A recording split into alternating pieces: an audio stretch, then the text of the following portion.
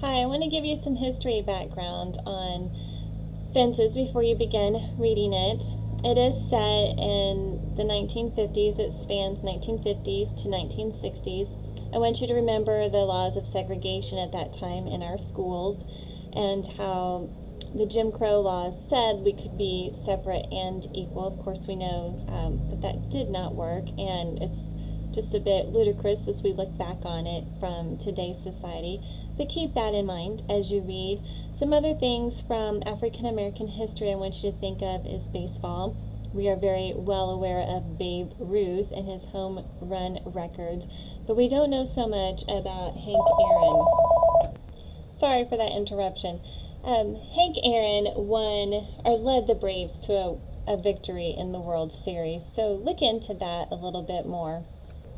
As for August Wilson, he has won 2 Pulitzer Prize awards, one in 1987, one in 1990. He has set out a goal to write a play for each decade in the 20th century, and that is a decade that would chronicle the black person through that century.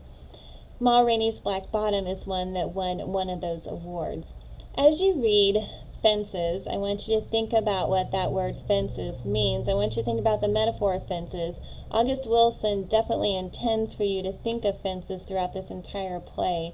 How does a fence relate to Rose? How does it relate to Troy? What does a fence keep in? What does it keep out? So really dig into that symbol of fences. I want you to also look closely at the minor characters.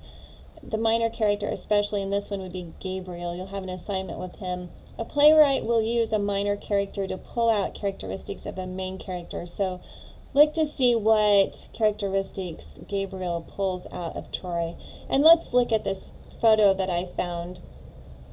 It sticks very closely to what August Wilson intends for his set. You see the unpainted house. I really like the blue light effect.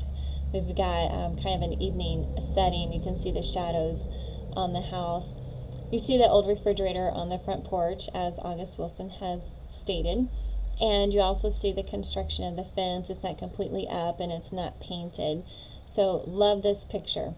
I want you to be aware that August Wilson is very real in his writing, very real in his language, and very real in his themes. So be prepared for some realistic themes as you read this. I want you to look for the theme of responsibility and the theme of manhood, and also for the idea that one man may create something but never really get to enjoy it for himself.